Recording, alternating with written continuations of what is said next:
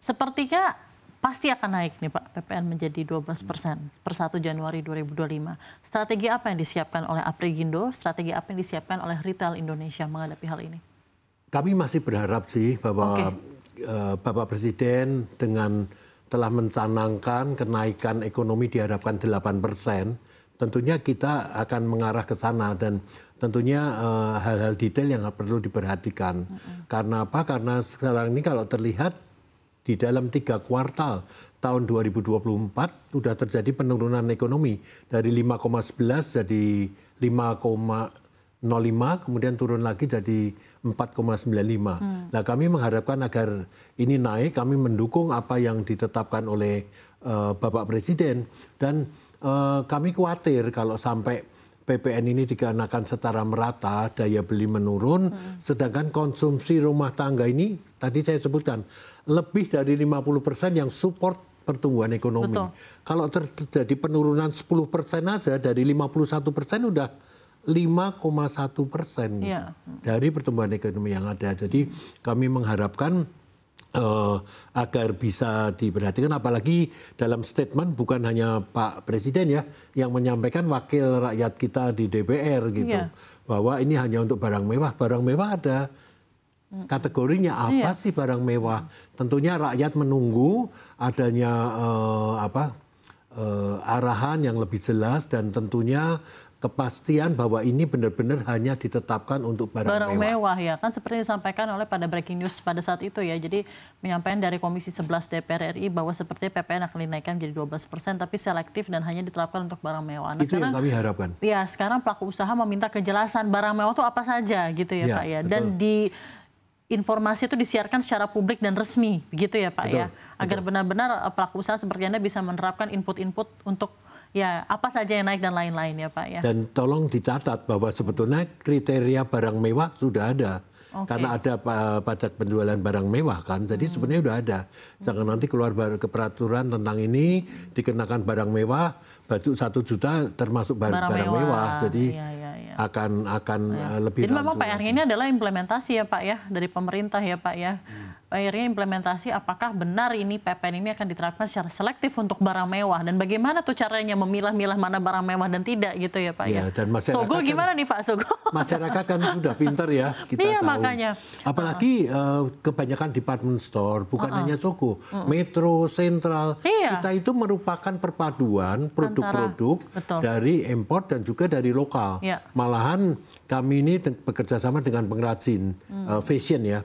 Pengrajin fashion itu ada yang kelas atas seperti misalnya Bian udah dia di fashion designer yang kelas atas, Sebastian Gunawan. Tetapi ada juga mereka yang mulai dari awal sampai menengah dan ini belum terlalu besar seperti Riana Kesuma dengan fashion batiknya ataupun juga dengan Dekra Nasda, Dewan Kerajinan daerah. Ini juga beberapa pelaku bisnis fashionnya juga sudah mulai masuk ke department store.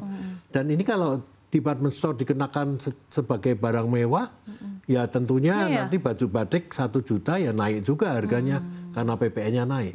Jadi tolong ini dipertegas dan ditetapkan. Karena sebetulnya bisa dilihat sih dengan hanya dikenakan ke barang mewah, bagaimana income pemerintah. Nah nanti setahap demi setahap, jadi nggak perlu sekali pukul gini. Karena kalau efeknya menjadi lebih negatif, tentu kami menyayangkan. Karena kami semua tentunya mengharapkan pemerintahan yang baru, 100 hari kerja ini mempunyai prestasi dan kami para pengusaha sangat tangguh untuk mendukung hal ini gitu.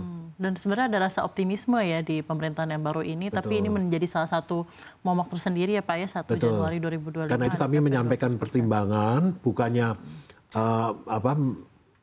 bertentangan, tetapi menyampaikan input lah agar menjadi satu konsideran, pertimbangan, dipikirkan untuk bisa memberikan ketetapan tadi. Di Aprigindo sendiri seperti apa Pak responnya mengenai PPN 12% ini? Mayoritas memang kalau bisa diundur gitu Pak, atau seperti apa kalau bicara jujur ya, bicara jujur. Kalau pelaku usaha, ini PPN kan dibayar oleh konsumen, bukan oleh pengusaha. Jadi kami jual ke konsumen, konsumen ini akan membayar PPN-nya loh. Dari kami sebenarnya nggak ada apa-apa, cuman kami memberikan concern kami jangan sampai terjadi pembelanjaan itu menurun itu aja. Tapi kalau dari pengusaha sebetulnya menurut saya nggak akan dirugikan. Ya kan? Gitu ya Pak ya. Karena kami beli berapa ditambah PPN kami jual berapa karena kami kan bukan produsen. Iya. Tapi justru yang malah akan terkena dampaknya adalah UMKM dan itu ya penopang ekonomi. Kalau terjadi penurunan supplier kami yang UKM yang kecil tentunya akan merasa. Kalau supplier yang udah kuat yang ini tentunya mereka merasa masih punya reserve dana ya untuk support sementara penurunan sales. Tapi bagi mereka yang ini kurang kuat, tentunya kami agak sedikit mengkhawatirkan lah. Performa sales di 2024 ini seperti apa sih Pak untuk Aprigindo dan anggotanya Pak? So far going good. Kalau 2024 kita bisa bilang stabil, tapi stabilnya seharusnya kan naik. Ya kan kita harusnya kan dikejar oleh growth ya, pertumbuhan. Tapi saat ini memang stabil, tapi tentunya itu berarti belum mencapai target yang kita inginkan. Apalagi di tengah yang tadi saya sampaikan, beberapa teman retailer harus menutup gerainya karena kurang perform, sehingga membuka mencari gerai yang kemungkinan performanya lebih bagus.